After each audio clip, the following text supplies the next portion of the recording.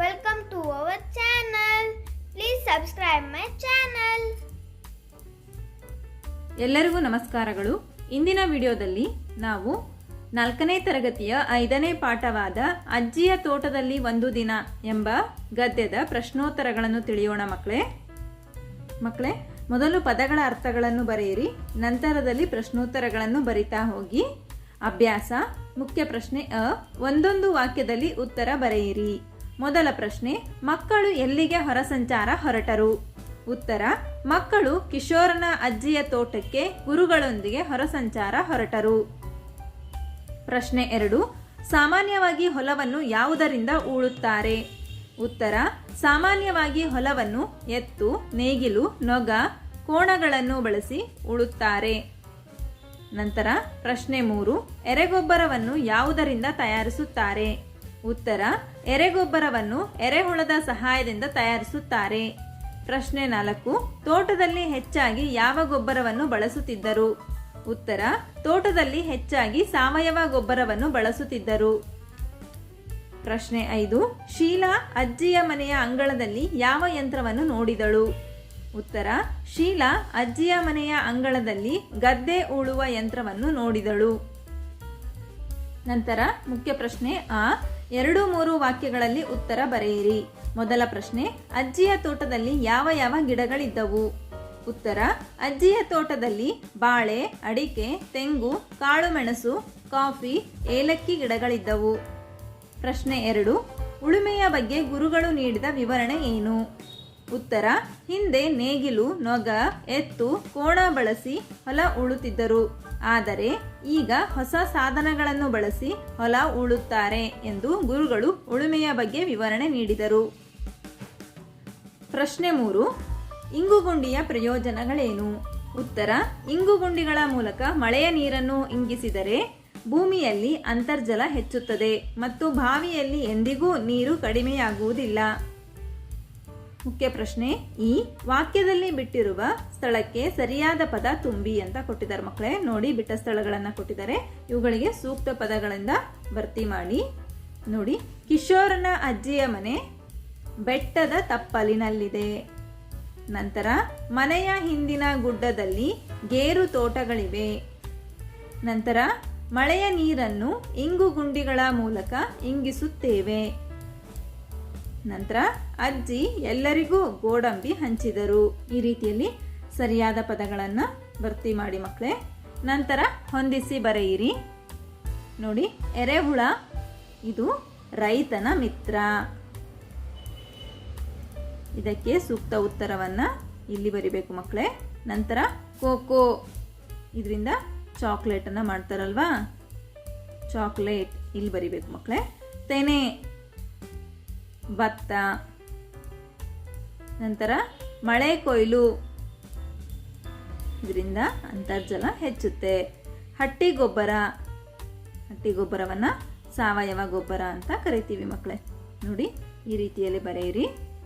ನಂತರ ಭಾಷಾ ಚಟುವಟಿಕೆ, ಕೊಟ್ಟಿರುವ ಪದಗಳನ್ನು ಬಳಸಿ ಸ್ವಂತ ವಾಕ್ಯ ರಚಿಸಿ.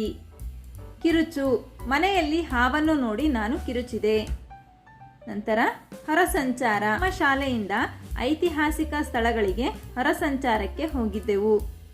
ನಂತರ ಆರೈಕೆ, ನಮ್ಮ ಪೋಷಕರು ನಮ್ಮನ್ನು ಪ್ರೀತಿಯಿಂದ ಆರೈಕೆ ಮಾಡುತ್ತಾರೆ. ನಂತರ ಹುಲುಸಾಗಿ, ಸಾವಯವ ಗೊಬ್ಬರ ಬಳಸಿದರೆ ಹುಲುಸಾಗಿ ಬೆಳೆ ಬೆಳೆಯುತ್ತದೆ. ನಂತರ ಮುಖ್ಯ ಪ್ರಶ್ನೆ ಆ. ಗುಂಪಿಗೆ ಸೇರದ ಪದ ಆರಿಸಿ ಬರೆಯಿರಿ ಅಂತ ಕೊಟ್ಟಿದ್ದಾರೆ ಮಕ್ಕಳೇ. ನೋಡಿ, ಇಲ್ಲಿ ಗುಂಪಿಗೆ ಸೇರದ ಪದವನ್ನು ನೀವು ಆರಿಸ್ಬಿಟ್ಟು ಬರಿಬೇಕು. ತೆಂಗು, ಅಡಿಕೆ, ಬಾಳೆ, ಭತ್ತ. ಇದರಲ್ಲಿ ಗುಂಪಿಗೆ ಸೇರದ ಪದ ಯಾವುದು? ಭತ್ತ. ಮೊಲ, ಹಂದಿ, ಮುಂಗುಸಿ, ಚಿಟ್ಟೆ. ಇಲ್ಲಿ ಗುಂಪಿಗೆ ಸೇರದ ಪದ ಚಿಟ್ಟೆ. ಸೀಬೆಕಾಯಿ, ಸಪೋಟ, ಅನಾನಸು, ಕೋಕೋ. ಇಲ್ಲಿ ಗುಂಪಿಗೆ ಸೇರದ ಪದ ಕೋಕೋ. ನಂತರ ಮುಖ್ಯ ಪ್ರಶ್ನೆ ಈ. ಕೆಳಗಿನವುಗಳನ್ನು ಕೂಡಿಸಿ ಬರೆಯಿರಿ. ಉದಾಹರಣೆ ಕೊಟ್ಟಿದ್ದಾರೆ ನೋಡಿ ಮಕ್ಕಳೇ. 1 ಪ್ಲಸ್ ಆದ, ಒಂದಾದ. ಅದೇ ರೀತಿಯಲ್ಲಿ ಇಲ್ಲಿ ಪ್ಲಸ್ 1, ಇಲ್ಲೊಂದು. ಹೇರಳ ಪ್ಲಸ್ ಆಗಿ, ಹೇರಳವಾಗಿ. ಹದ ಪ್ಲಸ್ ಆಗಿತ್ತು, ಹದವಾಗಿತ್ತು. ಈ ರೀತಿಯಲ್ಲಿ ಬರೆಯಿರಿ ಮಕ್ಕಳೇ. ನಂತರ ಬಳಕೆ ಚಟುವಟಿಕೆ ಕೊಟ್ಟಿದ್ದಾರೆ ನೋಡಿ. ಕೆಳಗಿನ ಮನೆಗಳಿಂದ ಅಕ್ಷರಗಳನ್ನು ಆರಿಸಿ ನೀರಿನ ಮೂಲಗಳನ್ನು ಕಂಡುಹಿಡಿದು ಬರೆಯಿರಿ ಅಂತ ಕೊಟ್ಟಿದ್ದಾರೆ ಮಕ್ಕಳೇ. ಇಲ್ಲಿ ನೀರಿನ ಮೂಲಗಳಿಗೆ ಇರ್ತಕ್ಕಂಥ ಹೆಸರುಗಳನ್ನು ನೀವು ಆರಿಸ್ಬಿಟ್ಟು ಬರಿಬೇಕು ಮಕ್ಕಳೇ. ನೋಡಿ, ಕೊಳ ಇಲ್ಲಿ ಬರೆದಿದ್ದೀನಿ. ನಂತರ ಕೊಳವೆ ಬಾವಿ,